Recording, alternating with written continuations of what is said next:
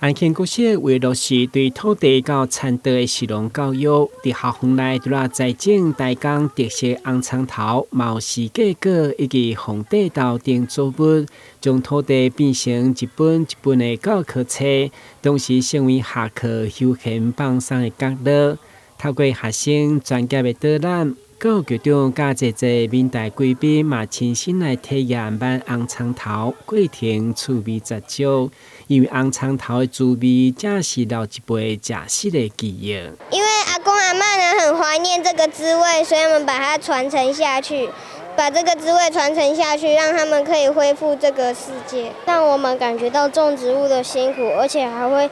幫助人民得到更多，還像是阿公阿嬤都會得到他們以前最喜歡的東西，最喜歡吃的。大家將現版的紅蔥頭直接送到食農教室，由家長志工來協助清洗處理。在這間號名小廠房的食農教室，這是安慶國小申請教育局的精選計劃，得到上懸80萬的建地補助，22號正式甲牌啟用。培養孩子，那麼更懂得